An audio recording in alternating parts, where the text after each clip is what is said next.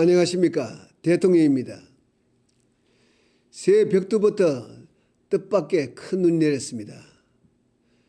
100년 만에 대설과 한파로 어려움을 겪고 계실 국민 여러분께 우선 위로의 말씀을 드립니다. 매서운 추위 속에서 눈을 지우느라 많은 분들이 수고를 하셨습니다.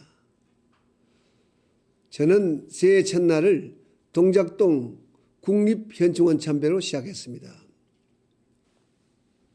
대통령 후보 경선에 나서면서 대통령 후보가 되고 나서 또한 대통령에 취임하면서 중요한 시기마다 저는 현충원을 찾았습니다. 그곳에서 국가의 운명이 바람 앞에 촛불 같았던 시절 국민과 나라를 위해 모든 것을 바치신 선열 앞에 서면 한없이 숙연해진 마음으로 저 자신을 가다듬을 수 있었습니다. 대통령으로서의 막중한 책임과 함께 진정한 나라 사랑과 참 용기가 무엇인지 깨닫고 미래에 도전할 수 있는 힘과 지혜도 얻게 됩니다. 올해 새아침에는 특별히 현충탑에 헌화한 다음 이승만, 박정희, 김대중 세 분 전직 대통령 묘소를 찾았습니다. 우리의 오늘 있기까지 그분들의 역할을 기억하면서 건국과 산업화, 민주화로 이어지는 대한민국 역사를 되새기고 싶었기 때문입니다. 해방 이후 오늘까지 우리는 세계 근대사에 유례없는 독보적인 성취를 이루어왔습니다. 1945년 이후 독립한 130여 국가 가운데 산업화를 이루고 민주화까지 달성한 나라는 대한민국밖에 없습니다. 이승만, 박정희, 김대중 세 분 전직 대통령은 결코 쉽지 않았던 그 역사의 한복판에서 대한민국 성공의 역사를 일궈내는 그 중심에 섰던 분들입니다. 하지만 안타깝게도 지금까지 우리는 전직 대통령에 대한 평가에 인색했습니다. 어떤 대통령은 나의 편, 너의 편 이렇게 어근이 갈려 갈등하고 반목했습니다. 나의 편에겐 한없이 관대했지만 너의 편에게는 무섭도록 매서웠습니다. 저는 이 시간 분명히 확인하고자 합니다. 대통령은 특정한 어느 누구의 편이 아닙니다. 대한민국 국민 모두의 대통령이고 그렇기에 그분들은 우리 모두의 대통령인 것입니다. 전직 대통령 시절에 이루지 못했던 화해, 건국과 산업화, 그리고 민주화 세력 간의 역사적 화해가 필요합니다. 그것은 오늘을 살고 있는 우리가 풀어야 할 몫이라고 생각합니다. 돌이켜보면 건국 과정에서 자유민주주의와 시장경제를 국가의 근간으로 삼지 않았다면 지금 우리가 어떤 세상에 살고 있겠습니까?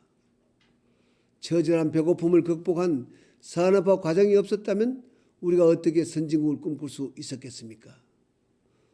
또 지난한 민주화 과정을 밟지 않았다면 어찌 우리 후진국의 멍에를 벗을 수 있었겠습니까? 자랑스러운 역사도 그렇지 못한 역사도 우리가 보다듬어야 할 소중한 우리의 역사인 것입니다. 오늘 우리가 딛고 서 있는 대한민국은 그렇게 지내온 모든 역사가 모여 이루어낸 가슴 뿌듯한 성과임을 기억했으면 합니다. 물론 어느 시대나 그 시대마다 빛과 그림자가 함께 존재합니다. 이제 그 그림자보다는 끝빛에 주목했으면 좋겠습니다.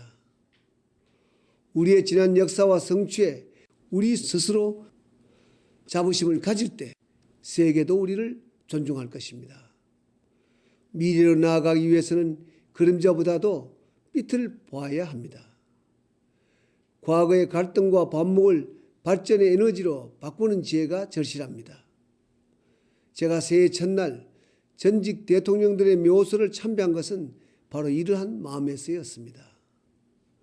사랑하는 국민 여러분, 우리는 이미 세계사에 뚜렷한 족적을 남기고 있습니다.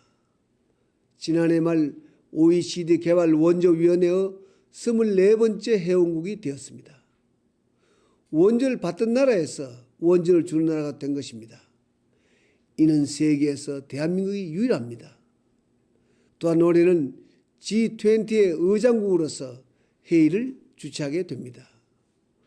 오랜 가난과 아픈 역사를 딛고선 대한민국이기에 단순히 의장국이 된 것 이상의 의미가 있고, 국내외 언론은 올해 우리가 주최하는 G20 정상회의가 세계사적으로도 중요한 의미를 갖게 될 것이라고 전망하고 있습니다. 전 세계를 강타한 글로벌 경제 위기는 지금까지의 낡은 국제 질서를 무력화시키며 새로운 질서의 필요성을 강하게 제기하고 있습니다. 대한민국은 그러한 흐름의 한가운데에서 우리 나름대로의 비전과 해법을 세계와 공유하면서 위기 이후의 새로운 국제 질서를 형성하는 데 당당한 주역으로 참여하고 있습니다. 첫 워싱턴 회의에서 저는 보호무역주의로 해결해서는 위기를 극복할 수 없다고 강조했고, 그러한 우리의 주장을 세계가 받아들였습니다. 또한 세계가 당면한 기후변화 위기에 선제적으로 대응하기 위해 제안한 저탄소 녹색 성장은 이미 세계적인 큰 흐름이 되었습니다. 저는 국제 질서의 빠른 변화 속에서 문명사적 전화기를 맞고 있는 지금이야말로 우리가 도약할 수 있는 절호의 기회라고 생각합니다. 우리 앞에 온 이 기회를 그대로 흘려보내서는 아니 됩니다. 사랑하는 국민 여러분, 지난주 신년 연설에서 저는 도움을 받는 것보다 주는 것이 더 어렵다. 도움을 줄 때는 우리가 도움을 받던 때의 심경을 헤아려서 두 손으로 드려야 한다고 말씀드렸습니다. 그렇습니다. 이제 우리도 우리보다 어려운 나라들을 돕는데 적극 나설 때가 되었습니다. 이미 우리는 지난 1980년대부터 각종 종교단체와 구호단체 이름으로 아프리카와 아시아의 이웃을 찾아 돕고 있었습니다. 국제원조에 나선 많은 나라들은 자신들의 국력이 커진 다음에야 후진국을 도왔지만 우리 국민들은 스스로 어려운 여건에 있으면서도 더 어려운 먼 이웃에 기꺼이 손을 내밀었습니다. 저는 이런 사실이 정말 고맙고 자랑스럽습니다. 이 시간을 빌려 정부에 앞서서 사랑의 역사를 만들어온 모든 기관과 개인, 관계자 여러분께 진심으로 감사를 드립니다. 이제 우리 대한민국은 세계의 주목을 받기 시작했습니다. 선진국은 새로운 질서를 주도해 나가고 있는 우리를 놀라운 눈으로 바라보고, 신흥국들은 대한민국에서 자신들의 미래 희망을 찾고 있습니다.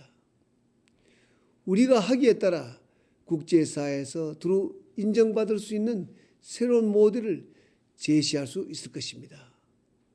이를 위해 우리에게 가장 시급한 일은 우리 내부의 갈등과 분열의 고리를 끊어내는 것이라고 믿습니다. 무엇보다도 화해와 통합이 중요합니다. 그리고 그것을 위해 서로를 인정하고 서로를 존중하는 문화가 필요하다고 생각합니다.